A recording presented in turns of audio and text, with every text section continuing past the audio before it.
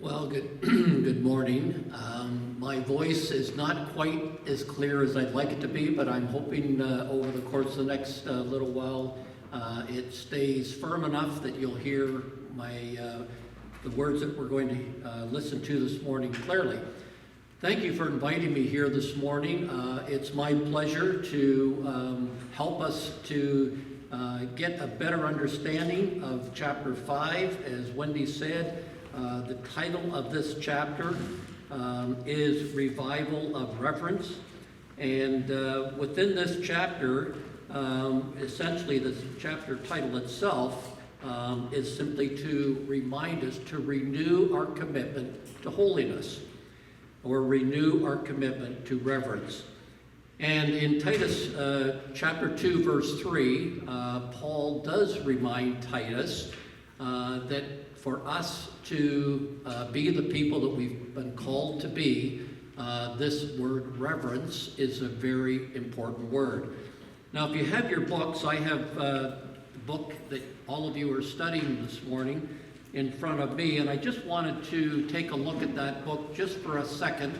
So if you want to turn to page 94, and in page 94, I just wanted to read a couple of lines to get us started this morning. In this part of the chapter, Nancy defines what reverence is. So I want to begin this morning by her definition, because I think it does keep us focused on what we're here for this morning. So let me read, starting at just about the third paragraph at the top of page 94, and it says this: the Greek word translated reverent in this passage is a compound word that combines the idea of being sacred, holy, or consecrated, which means set apart, to God, with that of behaving in ways that are fitting, right, or appropriate. And then if you go down the page, at the very end of the bottom of page 94, it says to be reverent means living with the constant, conscious awareness that we are in the presence of an awesome, holy God. So the key word in defining what reverence means is this word holiness. So this morning we're going to use, instead of the word reverence as a synonym, we're going to use the word holiness. And if you look at that paragraph that we just at the top of page 95 read, it said that as a result of being in the presence of a holy God, it goes on and says, a place, as the psalmist declared, where there is fullness of joy. And that comes out of Psalm 16, verse 11. In fact, in that verse, it says fullness of joy and pleasures forevermore. So what I want to do this morning is, when we talk about the joy that all of us are to have as a result of standing in the presence of God as we strive to be holy, the word joy I want to define as having a peace, quiet, tranquil mind. Now that's the thing that I believe as we live a holy life, all of us should be aiming for and should be experiencing. Another word for that is just to say that we have a contented mind. So that's what we're going to be doing this morning. And so as we begin, it's obviously then a topic that is very important. It's in fact what God's purpose is for all of us. God's purpose is that we be holy. And if you look at 1 Peter 1:16, it simply says, you shall be holy, for I am holy. In Matthew 5:6, it says, blessed are those who hunger and thirst after righteousness. There's the word holiness, for they shall be satisfied. And of course, what we're talking about here, as you read Matthew 5:6, that we, as we hunger and thirst after righteousness, we shall be satisfied. And we can say the definition of satisfaction here this morning is that we have a peaceful, restful, tranquil, contented mind.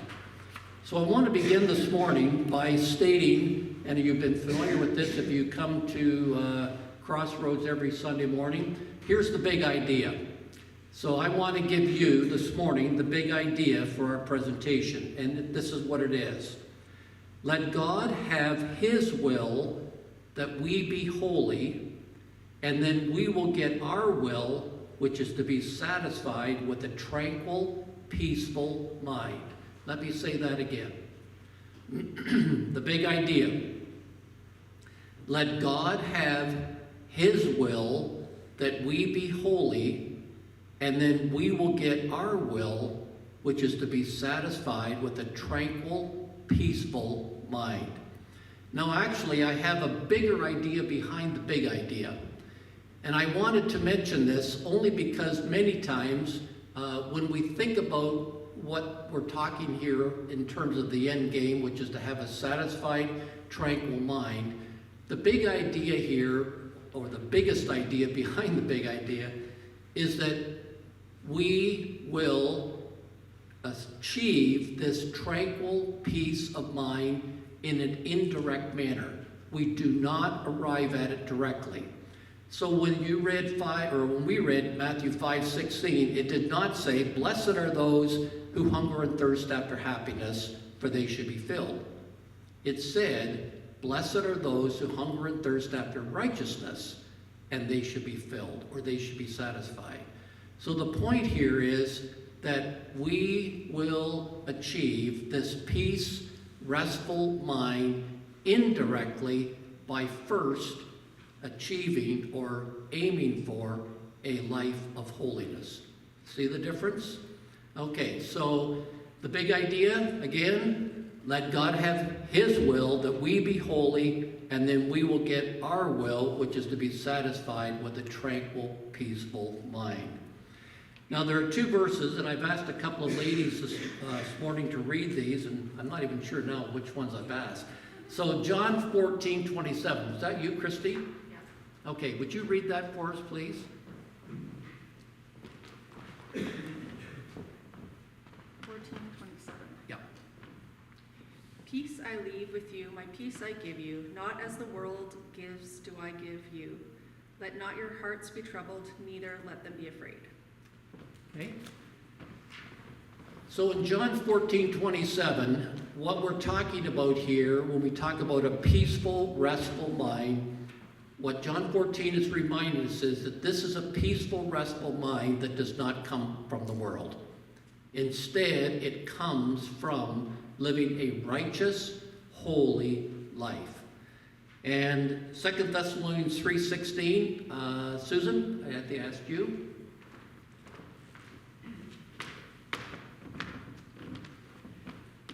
Now may the Lord of peace himself continually grant you peace in every circumstance.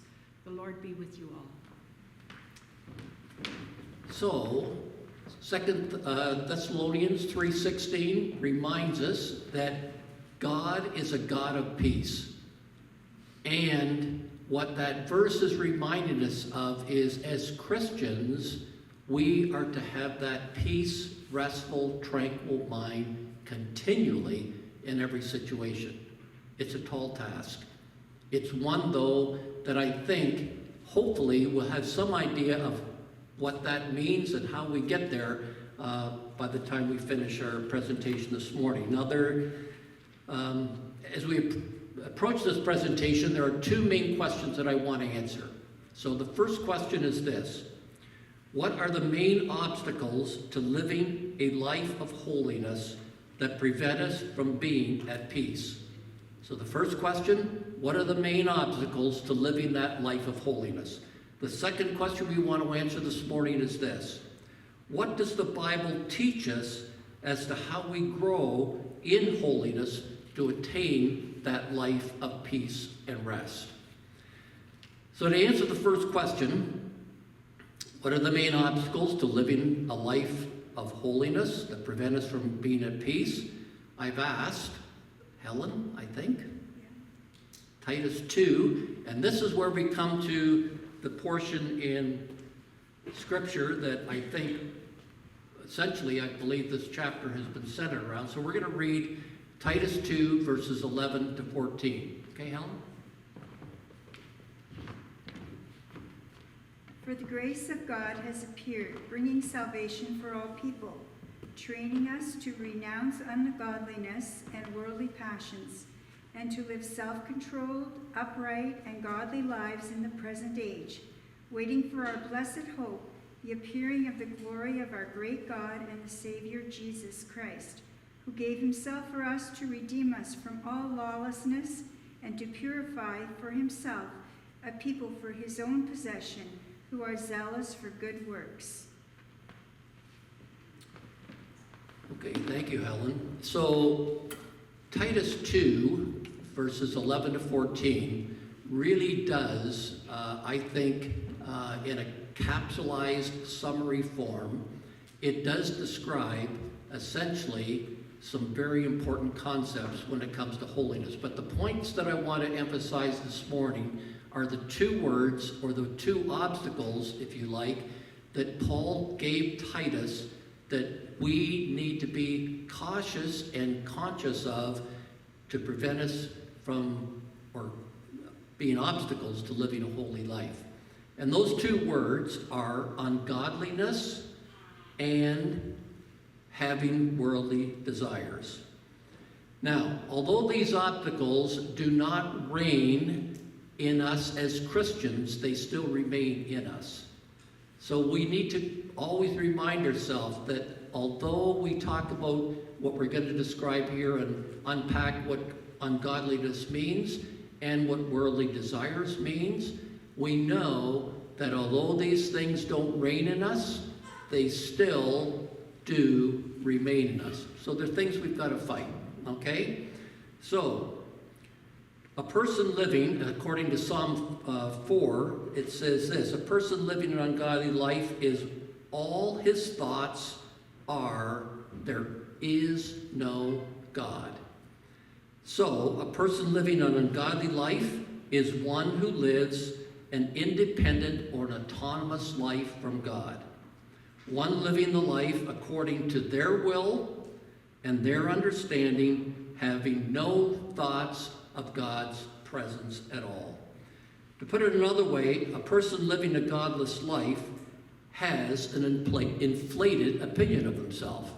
They think there's conceit, there's just a high view of himself. And the problem essentially can be given one word, and that is the problem of pride. So this preoccupation with self is displayed by one's self-will, self-confidence, self-dependence, and self-conceit. This love of self, though, is always totalitarian. And this is important for us today.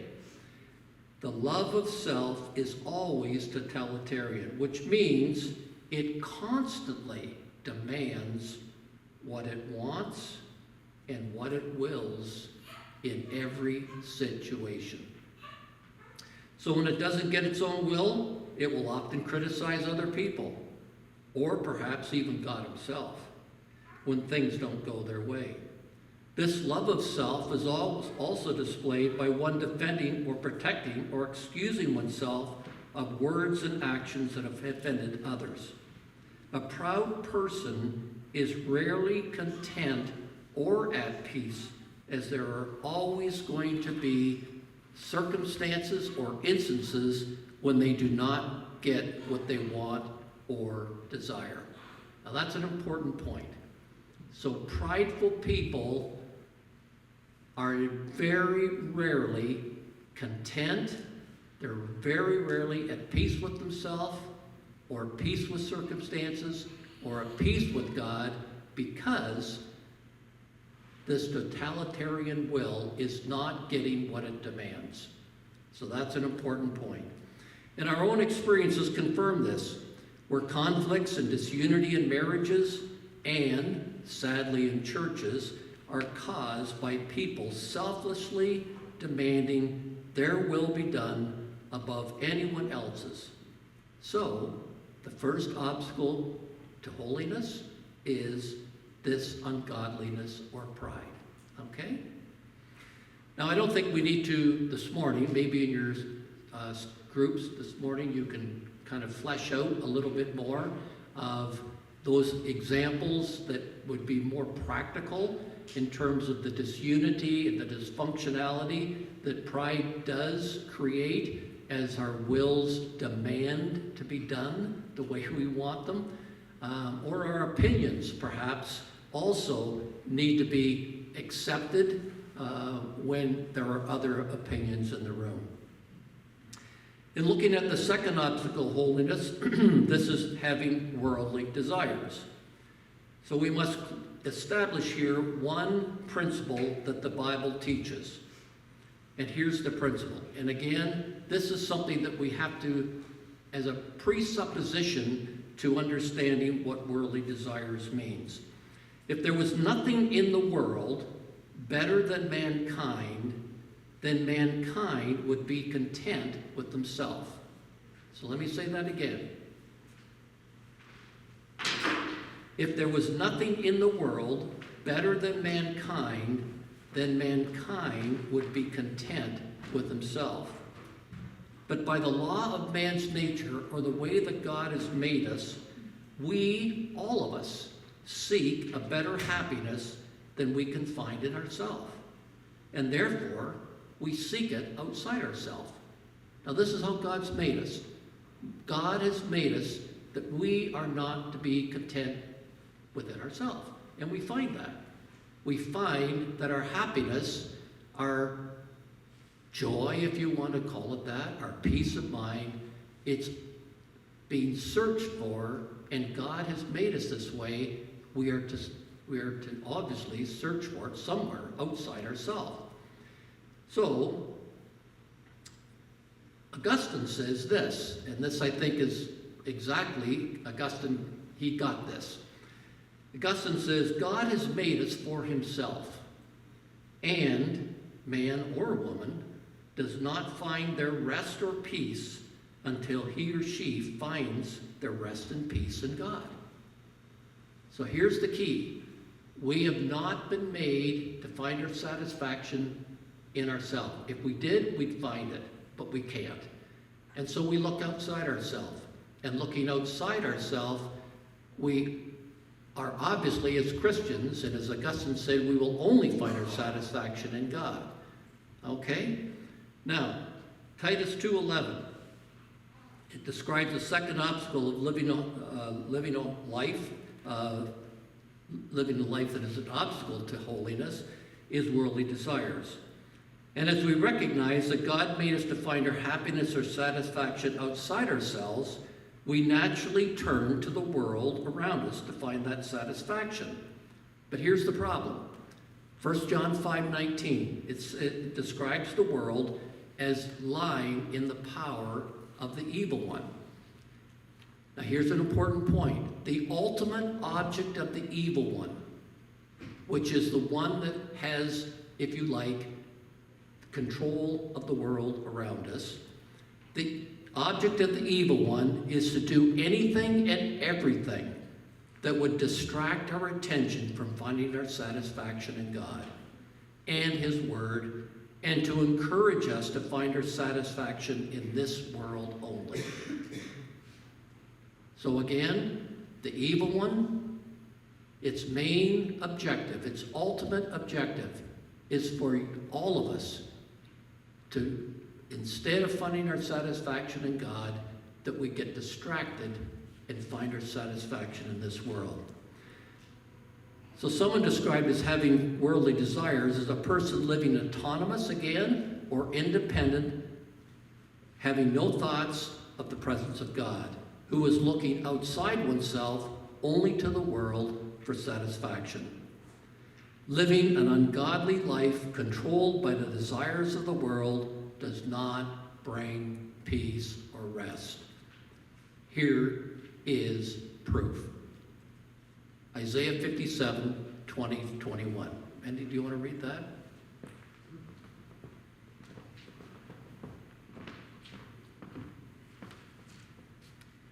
But the wicked are like the tossing sea, for it cannot be quiet, and its waters toss up mire and dirt. There is no peace, says my God, for the wicked. So, every non-Christian that has no thoughts of God, who does not live with any conscious awareness of the presence of God, only look to the world and the things of the world for their satisfaction, for their peace of mind, for their joy, for all the satisfaction they can get. And Isaiah 57:21 is very clear. There is no peace for the wicked. It's an absolute. It just isn't there. Before we answer this second question, or let me just say, so as we look at the second question, what does the Bible teach us as to how we are to grow in holiness and attain a life of peace and rest? Okay, so here now we're looking at this question number 2. That is with respect to how we are to grow in holiness. We've looked at the 2 obstacles, ungodliness and worldly desires. Secondly, question number 2. What does the Bible teach us as to how we are to grow in holiness and attain a life of peace and rest? Now, before we answer this question, again, here's another presupposition. Let's clarify what gives our mind and soul this peace and rest. Now, quite frankly, if there's anything else that I say this morning, this, to me, is at the kind of center of it all. The question that we're answering is, what gives our mind and soul peace and rest? There are 2 faculties of the soul that must be satisfied so that our souls are at rest and peace. Here they are. This is key. First of all, our mind must be satisfied with absolute truth, which we know is only to be found in the Word of God. That's number 1. Our minds, our understanding, our reasoning has to be satisfied with absolute truth. Number 2, this too is extremely important. Our will must be satisfied knowing that God's will is always best for us. Now, if those 2 things are satisfied, both our minds in understanding absolute truth and our wills